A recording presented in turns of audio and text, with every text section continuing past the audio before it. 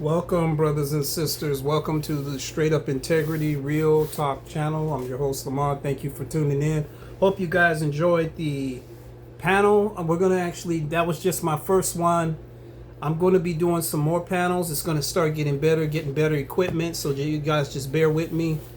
You know, we're growing, we're advancing. So thank you guys a lot for your feedback. So got a good video for you. I want to talk to mamas tonight, and the topic of this title is Mama's Boy. Mama's Boy. I think it's very fitting for this topic right now because I'm going to be doing a series for stepfathers and blended families, so something that y'all been requesting. I'm going to be talking about that because nobody's really dealing with that. And there's a lot of blended families, probably more than regular families now, or just as much. I'm going to have to look it up. But let me talk about a little bit about my testimony. You know, I grew up, something that the Lord showed me when I grew up with my mom. I would notice certain tendencies that I would have, or the way I would feel about certain things would be like my mom. My certain expressions or certain gestures would be like my mother. And I recognized this probably when I was around 12, 13 years old, little tendencies that I was trying to pick up on. I'm like, my mom always say it like that. And I remember myself then hyper emotional, very illogical thinking. And even though I'm a logical person, the way I would deal with being logical was different. Because even if I was logical, I would still be emotionally charged to express my logic, my legitimacy. So even if I said the sky is blue, I would argue and debate somebody to get them to agree with, even if I know it's blue. It wasn't satisfact that I knew it. I had to argue and try to get the other person to agree. And that's how my mom was, because even though I was logical, I was illogically, emotionally charged, talking that way. And what I began to realize early, I moved out of the house at 16. I was the only child. I had no siblings. And my mom was a very strict disciplinary, which I appreciate now. But her problem is she didn't know how to nurture as much. So I became very hardened and when it came to dealing with females and women, I just didn't trust them to have empathy or care about the needs of a man because of the way my mom was. And so what I began to realize, even when I was 16 moving out, I knew I had to move out, not because when I turned 18 or when I got older I needed to get on my own, but I knew I was picking up certain ways and tendencies that were effeminate and like my mom. And until I started getting around my grandfather and my uncles and even my dad, I was starting to balance out my masculine impartation.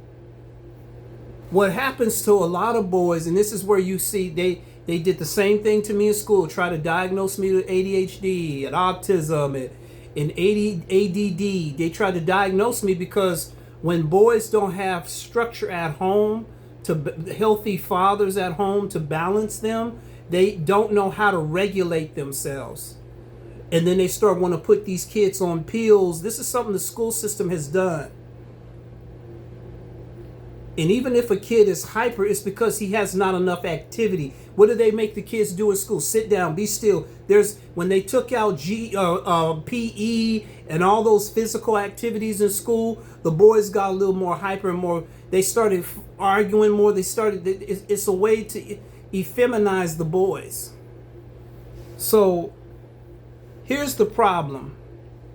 When I moved out, I started getting balanced. I was getting more mature, more resilient. I understood how I had to self-control because the consequences that I would live through would be more severe because my mama wasn't there to shelter me, block the hits of life that I'm going to have to encounter from my bad behavior and talking out of turn or being emotional and being getting angry, quitting jobs, things that you do when you think somebody else is going to pick you up and catch you when you fall. So you ladies that have sons, that baby your sons to the point where they don't ever want to grow up, and they just keep, and you love it because a part of you relates to their immaturity, because their immaturity puts you in a place where they need you. So you don't want them to grow up where it's not where you want them to grow up where they can still be independent, but you still want them dependent on you emotionally. And that comes another problem, because if they're depending on you emotionally, they don't know when you're not around or there, how can they regulate themselves? How can they take somebody rejecting them? How can they handle somebody not liking them or saying bad things about them when all the thing they've been around is an affirmation and acceptance? That you need to go through rejection. You need to go through people saying that you're not all that. You need to build a sense of resilience. And when you ladies baby your sons to the degree that they don't want to grow up and develop emotionally, and they're always in their feelings because you, mom, are in your feelings because you're emotional. There's no father, there's no logic there, healthy logic around him to help him regulate himself. Guess what happened? And now I'm going to tell you how you know your son is unregulated. He's arguing with you like you're like another woman. He's back and forth with you constantly. He's always emotionally charged. He's got to be the loudest. He's got to be the most bold. He's got to overcast the conversation. He's got to be the most overpowering voice in the house because he's insecure. And he's still trying to be masculine, but in an effeminate way. Because he only knows your way of expression, emotion, mom. He doesn't know a man's expression. And also to add, if you don't listen, and you sisters are something else, and I'm going to tell y'all don't like to be alone. So you want a father or a stepdad to come in and love your son, and that's fine. But you don't want him to chastise and regulate his behavior, because to change his behavior, you got to regulate your own. Because a lot of the stuff he does is because you taught him that, mom. I knew this with my mother. There were things I was doing around my mom that I was noticing that I say, this is not healthy for me. This is not going to be conducive to my future. If I'm going to be something different in my life, I got to get away from these norms, these tendencies. And a lot of you sisters that have kids, and you don't want to be alone, but you don't want a man speaking over your kid. And a lot of y'all don't stop it. I'm not talking about 13, 12, in your teenage. I'm talking about grown men. Okay? Always want to argue, always want to debate, always want to go back and forth with somebody. Can't accept somebody having a different opinion or point of view than theirs. I got to win. I got to be right. I have the need to be right. And if you got a husband or a man or a father or son, a father figure around your son, you need to back off and let that man regulate your son. First place, you don't know the first thing what it takes to raise a boy. You don't know. And I find it interesting how you want to nurture his deficiency, but you don't want to nurture his person, his manhood. You nurture his deficiency. You nurture where he's failing. You're supposed to encourage and nurture the man he's supposed to become. You're not supposed to nurture the deficiency. You don't nurture failure. Look, son, that was wrong. You messed up. I'm here for you to get back on your feet, but I'm not going to help you there. You got to want to do better. You got to do better. And because I believe you can do better, that's where I'm going to help. But if you don't want to do better for yourself, you let them live at home. You don't make them pay any bills. You don't make them contribute. And you want a man to come in and do all the other work, but you ain't teaching your sons how to be men, sisters. You're not helping them groom, and you get in the man's way to help him. You wouldn't marry your son. If your man was like your son, you wouldn't marry him.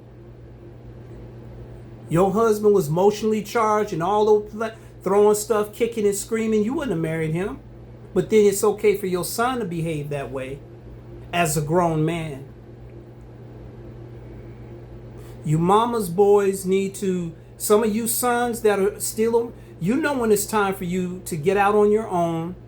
You know when it's time for you to move out, get your own place, start your own life. Y'all take advantage of your mothers too, emotionally. And that's how some of y'all game women.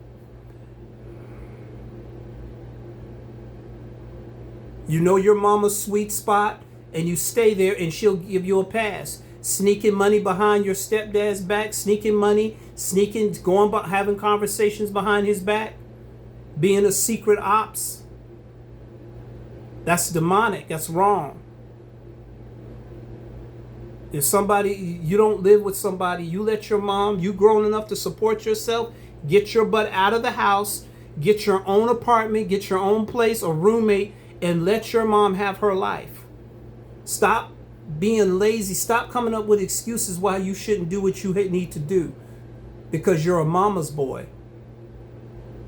Mama's boys feel like they're entitled to what their mom's life is. They feel entitled to their mothers. They feel like mom shouldn't have nothing outside of them. Mama's boys always suffocate emotionally. They guilt trip when they don't get their way. They bring up stuff to win arguments. They do all this other stuff, mama's boys. Now you got mama's men growing up. You got mama's boys grows up to be mama's man boys. And then another woman would have to deal with your man boy. He has the appearance of being mature because he does things as an adult, but mentally he's very childish like. His development is of a child. He can't handle any pressure outside of his comfort zone. He can't handle rejection. He can't handle pressure. He can't handle something not going as planned. He can't handle adversity because he's never been conditioned how to handle diversity. He's never been trained how to handle the word no, or you can't, or I don't agree with you. He hasn't been through a lot of consequences, so he can't learn without consequences. And fathers bring system, order, and structure on the son to help him regulate, to train his character so he can be a functioning adult. And a lot of you mothers gatekeep correction off your son because you don't want was really what it is. You're gatekeeping correction off yourself. Because whatever the son will start realizing he has to change, he's going to see some things in himself that you have to change. So really you're protecting your own self from correction as well, because you don't want to have to change the things you need to change. So it's a double-edged sword. It's hitting two in one.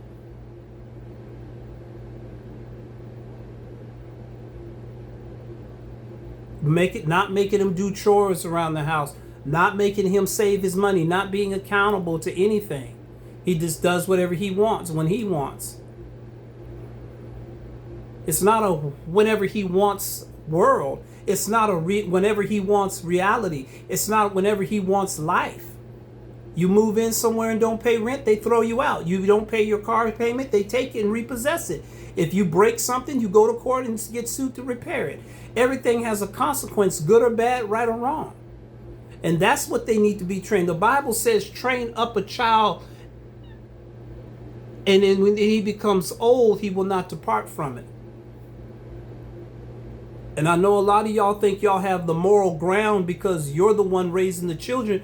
But no, you're maintaining them, but you're not teaching them. Maintaining a child, putting clothes, food, and shelter is maintaining, but you're not training. And you know you haven't done a due diligent job because you're afraid of them going out on their own, because it's a reflection of how you raised them.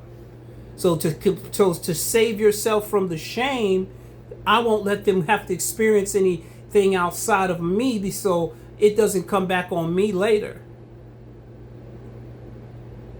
because your children is your report card. My mom did not baby me, shelter me, but there were some things I saw that were just being around her. It wasn't conducive to my development. It wasn't going to be conducive to what I was going to know. I knew as a young man I was going to have to face growing up, that she would be able to teach me because she didn't have those skill sets. She was a good mom to her ability, but she couldn't teach me how to be a man. She couldn't teach me what the world expects for a father or a husband or a man to be. And on top of that, not being able to cohabitate with a man properly also was a thing that was not good for me to learn from her. See, and we got to keep it real. And I know this conversation is going to be kind of triggering because we always like to blame the men for everything that goes wrong in the world. And that's not the case all the time.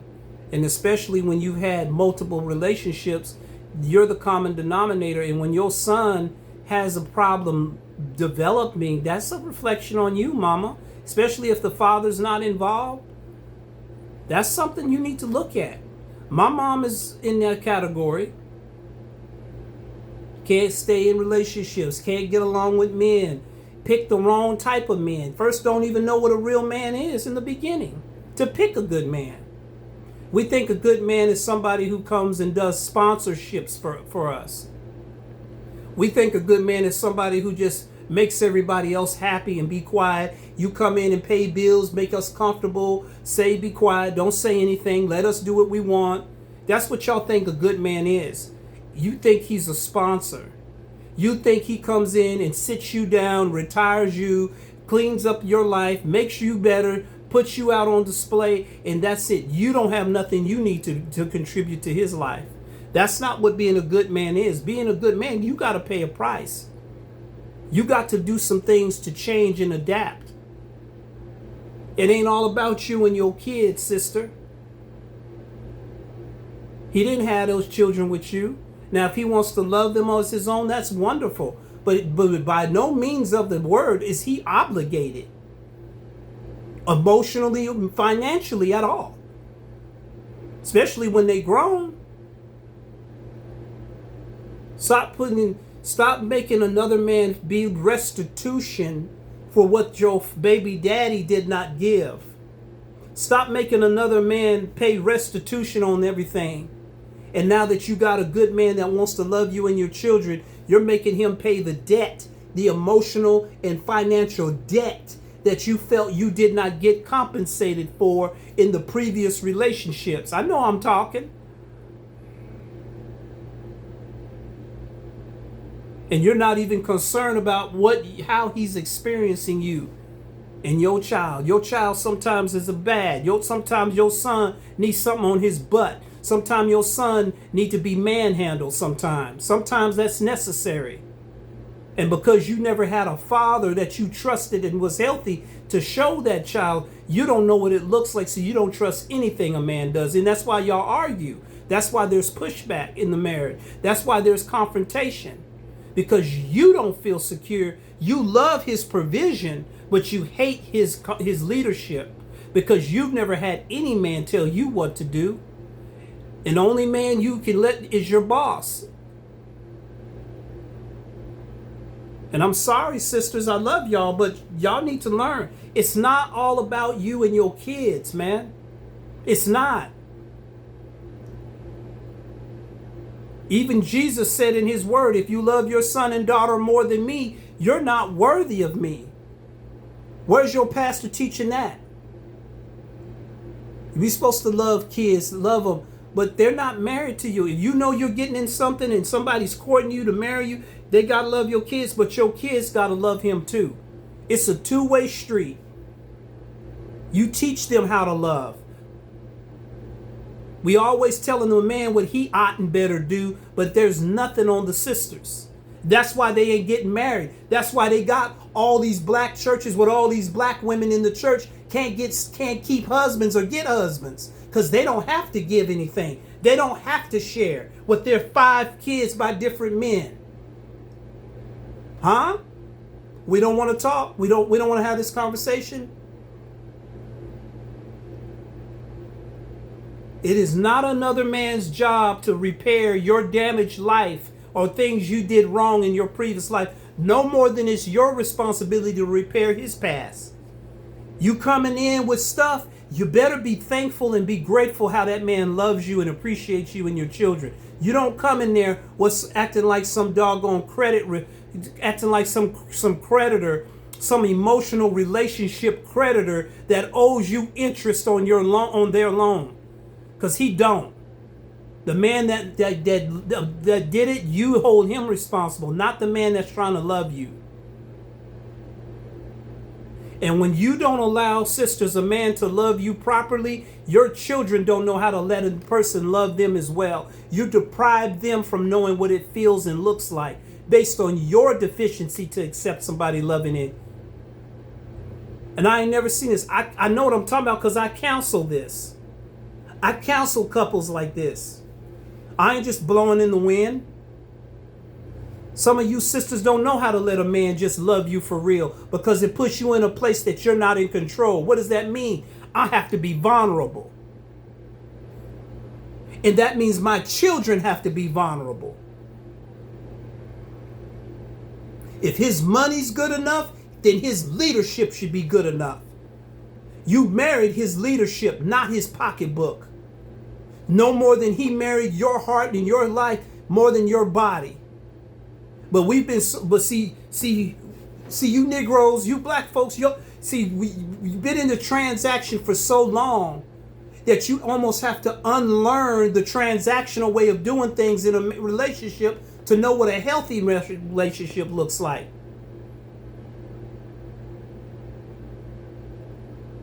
And I'm going to say something, and y'all better listen to me. You can be hard-headed and mad and stubborn and fold your arms. I don't care, but you better hear me on this one. The men that you guys really love and respect, that's the man that you will give the ultimate sacrifice for. That's the man that ain't got to take you on trips and fly you out, do all this stuff for your children and buy them stuff. The man that you really love and honor and respect is the man that you end up serving. I don't care who you are, where you're from, whether you got a degree or not. The man that you really want and love and honor and respect is the man you will sacrifice more for. Say I'm lying. That's why, and I'm going to tell you, I can prove this because let's look at your pattern. The man that really did it to you, who got more out of who than the other? The man that you really wanted and loved and respected got more out of you than you got out of him. I certify promise that's what happened. And because you feel cheated, you want restitution for what they didn't give you. So when you meet a good man, you say, that's the guy that's going to pay it. He going to be the one. You don't want him. You want what he can do. You want the restitution that he can pay for. Because the guy you really want, you giving it all. And you ladies need to start being honest about that. Y'all need to stop playing. Y'all need to stop capping. Y'all need to stop capping. Because the man you really want, you will give it all to. And your children will know and see that. Your best friends will see it. But when you're on preservation plans, you don't want that guy. Because something you really feel is important to you, is rare to you, you take down, those walls come down. Because that's your nature. I know you women, I know how y'all are. I know y'all's nature. The guy you really want, you ain't got no walls. I don't care how many dudes hurt and cheated on you. The guy you really want, and ain't no walls, ain't no but you better do this and that. But the man you really don't want but has good provision, he's the one that has to go through the obstacle course of your heart. He's the one that has to prove himself.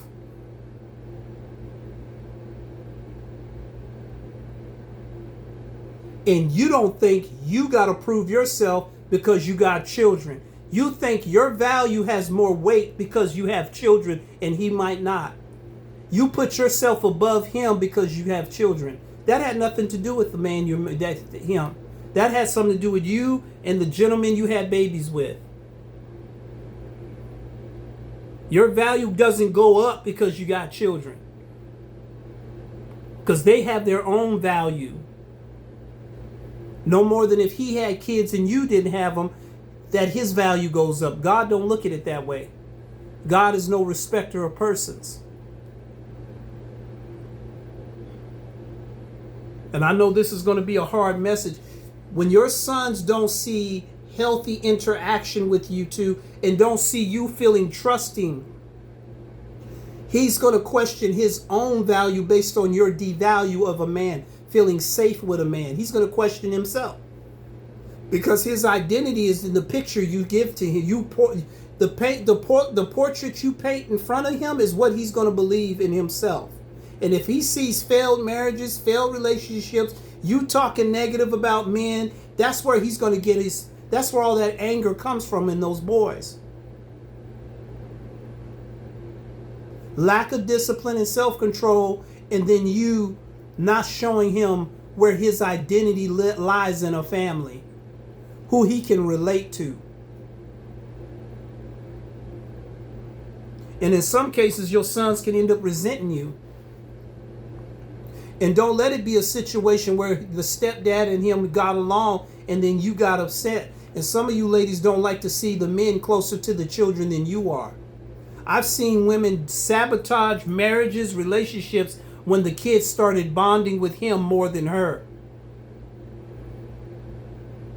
I'm going to talk about this because, see, you preachers act like y'all scared. I'm not scared. I'm going to talk about it. When you see that man bonding with your children more closer than you are to them, you sabotage the relationship or the marriage, because ain't nobody going to be closer to them than you, which is idolatry. When only one should really be closer to them is God. And because you want to be their first love, you don't know how to be you don't know how to be your husband's first love, because your children are your first love. And they're giving you affirmation that you didn't get from your parents. You use your children to affirm you being somebody. That's why you do this over nurturing. Y'all don't want to talk? We don't want to talk? That's why you let them get away with talking to you any kind of way. That's why you let them stay and live with your house till they're 40. That's why you paying their car payment and paying for their phone bill and giving them money behind your husband's back, because you want affirmation from your children that you didn't get from your family. And they're going to love lie. They're going to love lie to you because you're giving them what they want, Mom. And that's affecting your relationships in your marriage. You don't put nobody in front of your marriage but God, because God's the one who ordained marriage. You don't put nothing and no one before your marriage. The Bible speaks plain, forsaking all others. And because your first love is your child, you don't know how to love your husband properly because you put your children before your man. And you think, especially you black women, y'all bad about this stuff. I know you don't like it. I don't care. But this is the truth. And this is why your children grow up resenting men, any man that try to love and affirm them, because the way you feel about men, that reflects onto them. And you frustrate your relationships because you don't know, y'all are not under proper order. And I say this out of love, sisters, because we're not hearing this side of the story. They cutting food stamps now. Your kids need to eat. What you gonna do now? How much are you gonna respect men? When y'all gonna learn to stop being so mean? When y'all gonna learn that y'all don't run nothing? You need your men. Y'all been depending on the government for so long. You treat everything around you right, but you don't treat your man right. Everything around gets affirmation, respect, and honor, but your husband. And y'all wonder why y'all can't keep marriages and relationships. And then you sleep with somebody that don't love you, don't respect you, don't care, and you give him the best of your heart. But you get a man that's paying the price, taking care of you, he's common, he's helping you, and you crap on him. You take him for granted. You get common and familiar with him to where you get so comfortable that you don't have to do anything. Some of y'all don't want to be intimate with your husbands no more. You got lazy about that. You're getting lazy about fixing yourself up. You're getting lazy about being intentional anymore. And then if another woman catches his attention, you so quick to want to sneak and go through his phone, but you don't want to love the man. The Bible says not to forsake the intimacy of your husband. Say no feel like it marriage. And then you're bringing children, you're bringing responsibility to this man. And he ain't and especially if he don't have kids, he ain't bringing you nothing. He ain't bringing you no extra nothing. He ain't got to worry about carrying nothing else over on his life. And that's the way you want it. You want a man that you don't have to make a sacrifice for. That's why I said restitution. That's why I brought up the restitution, because you want somebody to pay the debt of somebody else's pain that they caused. Say amen. Somebody else got to pay it. And I know many of you now don't like the way I'm saying this, but it's the fact. It's a certified, God-given fact. Because if it's not true, why can't we keep marriages? Why can't we substantiate relationship? Why your kids grow up angry at men for? Who they learn that from? I don't trust men. Here, this little 7-year-old girl. I don't trust men. I'm never getting married. Who taught her that? Where she learned that from? Who teaching her that? All these boys in Chicago, angry, mad, blowing up the city. They had to send out martial law over there. Who's raising these boys? Who's got custodial rights over these boys?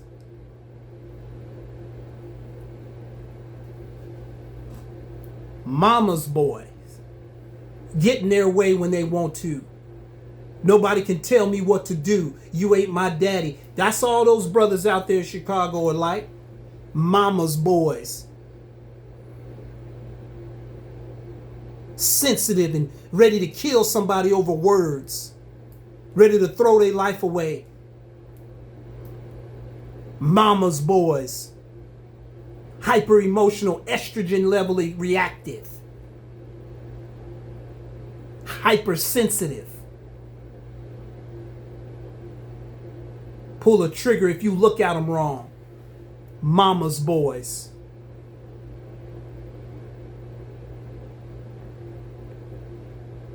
Have no responsibility because mama gonna fix it. Mama make it better. I don't have to pay no job to get on my own. I don't gotta pay bills like a man. Mama make sure I'm good. Mama see to her son, but will neglect her husband. Where she made vows to God, she will neglect that, but do something for that boy that won't listen and in and out of jail, taking all her money and stress, hair falling out. And want somebody to come along and champion that bad behavior.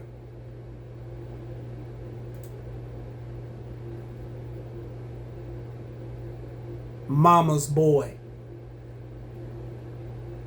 It's time to grow up, sis. He needs more than you. You are not capable of giving him what a man can. I don't care how many degrees you have. I've seen some of the most successful women. Their kid is buck wild. That boy is on demon time 100%.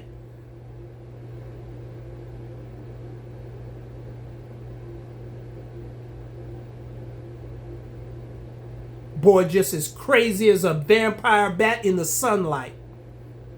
And you mothers are the problem of that. Because you don't want no order on him or you.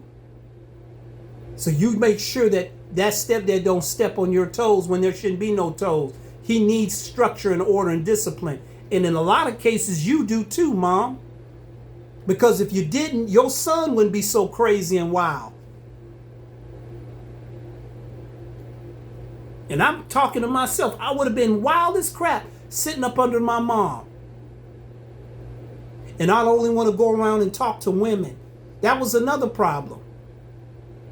Only want to sit and talk to women, get counsel from other women, like no man can tell me anything. Men can't speak to my disposition because I only trust what mama has to say when mama's the one with the problem, teaching me the dysfunction herself, trying to give me help when she's the problem. Y'all don't want to talk. This is a tough conversation Because we in a black community worship mother. Nothing is ever wrong with mama. Mama is so revered in the black community, but daddy is most disdained and most hated. And that's a certified kingpin fact. Care how dysfunctional mama is, that's mama. So what? So what if she's a hoe? So what if she's out here selling drugs and dime nickeling? I don't care. She's my mama. But daddy.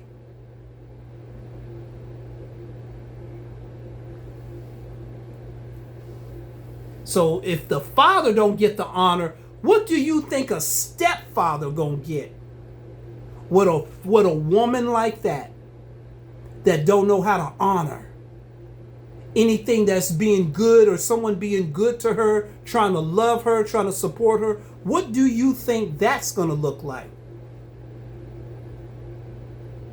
And I say this in love, sisters, because there's some good brothers out here that want to love you and you don't know how to let them.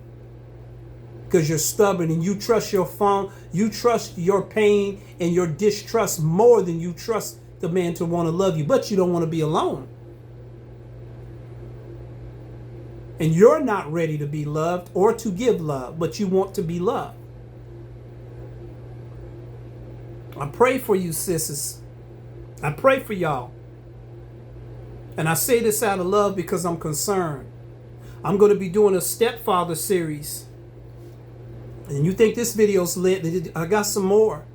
Because I think it's important that we talk about it. And it's not all y'all's fault, sisters. I know there's some situations. Everybody's not the same.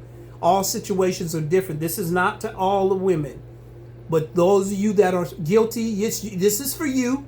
Those of you that they said that the hit dog will holler, this message is for you. Mama's boys can't develop men. You can nurture them and be there for them. And that's what we need. We always need moms to do that. But you cannot teach a man to be a man. And you can't help him grow. Y'all don't help men grow. The only reason my mom was very vastly different because, for one, I moved out early and I had men mentoring me. And she backed out of the way and let that happen. I love you, sisters, and I want your children to be successful and have love and know what it's like to have healthy fathers. Let it happen.